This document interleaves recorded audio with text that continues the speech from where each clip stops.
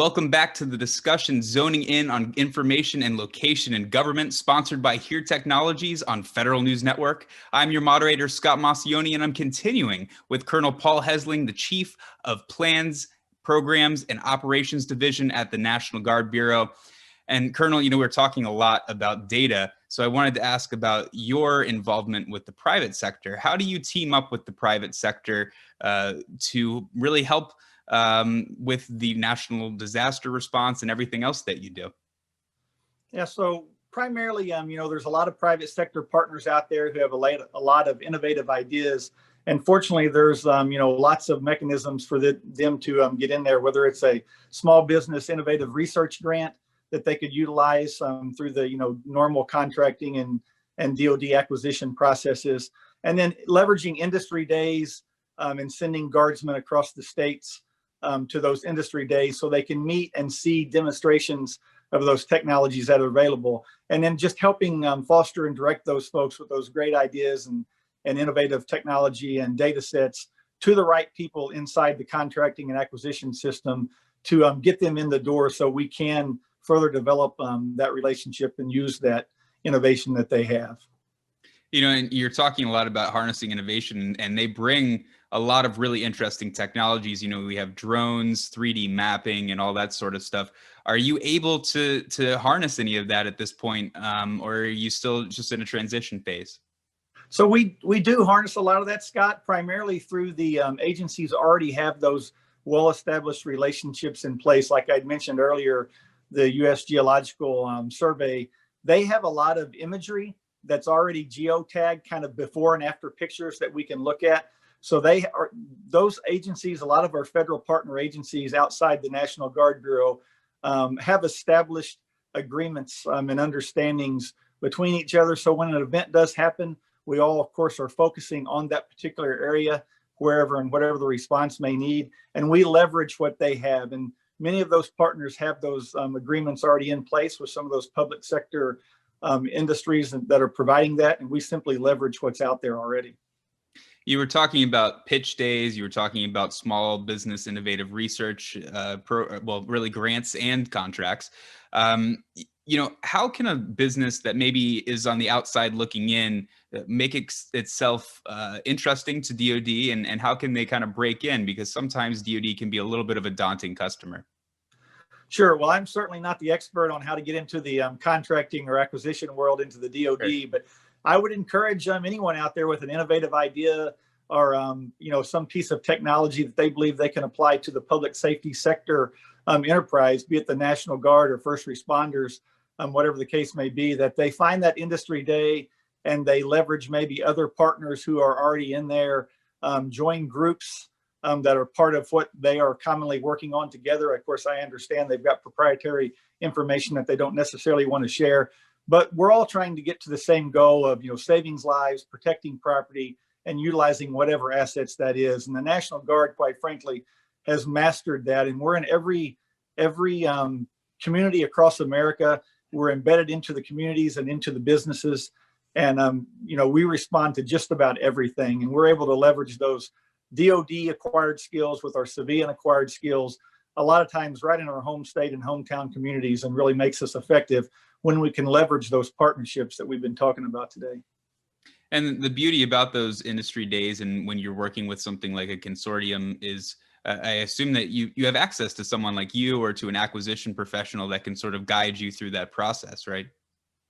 Yes, and there are offices, again, not necessarily my expertise, but there are lots of offices in the federal government and inside the DoD and the other public safety sectors where people can get in there and showcase their product. And then DoD specifically has recently stood up the Joint Artificial Intelligence Center, and they are constantly seeking out those technology firms that specialize in things. And many of those applications can be used in a humanitarian assistance or disaster relief or domestic operations response that the National Guard be involved in responding to. And we leverage all those partnerships and informations that are available to us. So we're focusing a lot on location data and this specific talk here. And I was wondering if you could give us maybe a few situations where location data has been helpful, and then maybe where location data might be able to take you in the future, once we get 5G in here and other exciting technologies and innovations. Yeah, so like I said, the most of the imagery and data that we have does come geotagged.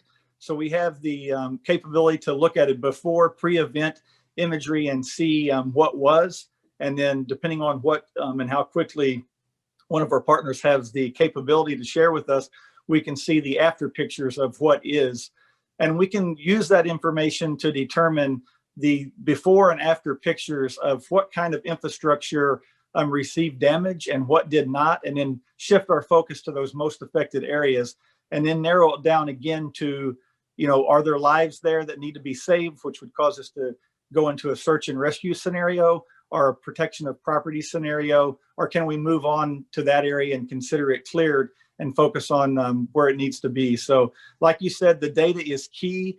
Having the data and being familiar with the data prior to the event and having that relationship with the partner and having access to that data is critical and allows us to go right into execution and implementation of putting that data to good use in the operation. What that really reminds me of is a concept within the larger Defense Department, which is the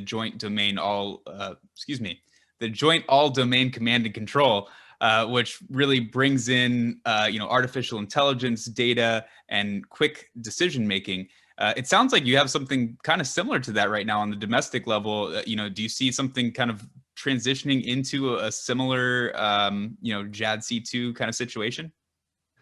Yeah, so that's kind of the idea, right? What I had mentioned previously, using that DoD acquired skills and knowledge and tools where appropriate and where the authorities are in place, and leveraging those into the domestic operation response effort that the National Guard have proven to be such experts at. So absolutely, we carry that right over from one to another in a dual use scenario. And that's what we are experts in saving the community and protecting property across the states and the National Guard. How about GPS-3? That's something that the Air Force and Space Force have been working on. Is that something you're privy to at this point, or is it still a little bit in the transitory stage?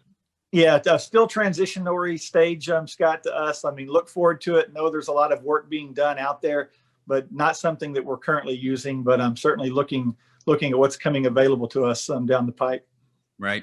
Well, let's turn to Operation Warp Speed, COVID-19. Obviously, something that's on everyone's mind right now. You're in charge of one of the biggest rollouts of vaccines, really ever.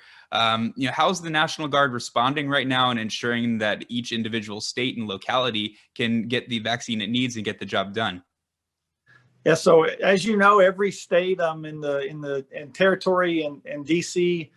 In the nation is currently experiencing the response to the Corona-19 virus. I believe the first briefing here at the National Guard Bureau was in February, and the states immediately came online in March, and they have been added ever since. And we've literally had thousands of guardsmen over the past 10 months on the front lines, either helping in some sort of nursing home or some sort of facility in their home state, wherever the need was identified by the governor, and working with us here at the National Guard Bureau and the larger DoD enterprise, including Operation Warp Speed and the Health and Human Services community. So it's been, as you know, a full-on government effort to respond to this pandemic, and the National Guard has certainly done its share to try to provide direct support to its community. And we have moved on to our role in supporting the Operation Warp Speed.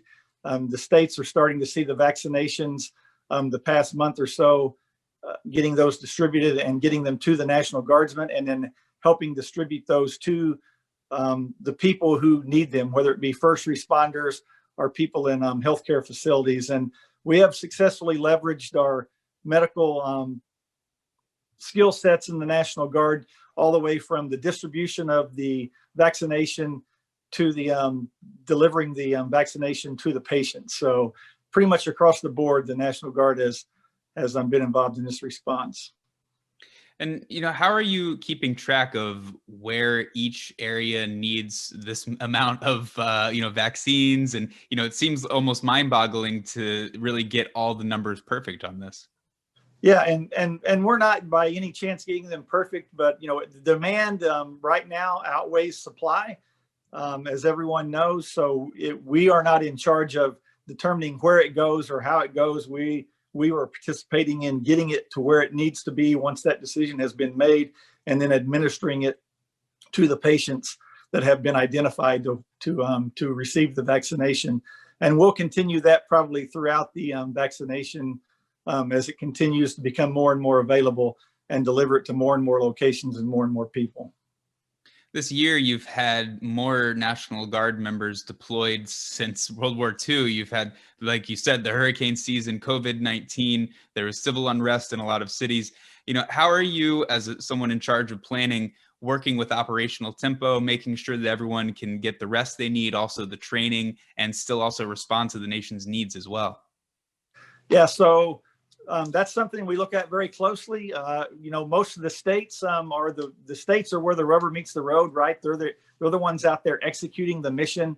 Those adjutant generals across the 54 states and territories and the District of Columbia are monitoring that, and I can assure you that the readiness of the National Guard has never been stronger. We have successfully responded to the hurricanes this past season, the COVID-19 response effort that's been going on for 10 months, and still maintain soldier readiness to meet that go to war mission. So our units are deploying out the door who've been previously identified to go to their Title 10 mission, wherever that may be around the world, and still meet that homeland mission. It hasn't come without any difficulty, as you mentioned. It's had to be actively managed at the state levels, and the states have just done a phenomenal job at maintaining readiness, keeping equipment up and going, keeping the morale of the guardsmen up, and letting them see the reward of taking pride in what they're doing right there, often in their hometown communities and in their states. So a lot of pride goes into the work that they do.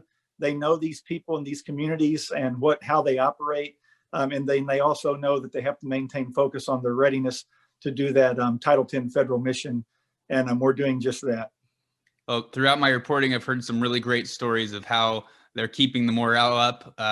I've heard of dog rescue teams coming and sitting with National Guardsmen, and people bringing gifts to them and all that sort of stuff. So heartwarming to hear, I'm sure.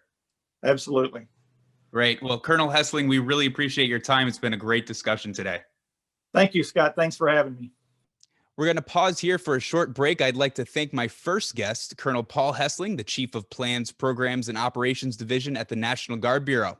Coming up next, we'll be joined by Pratik Desai. He's the Senior Product Marketing Manager for Global Public Sector at HERE Technologies. I'm your moderator, Scott Massioni, on the discussion Zoning In on Information and Location in Government, sponsored by HERE Technologies on Federal News Network.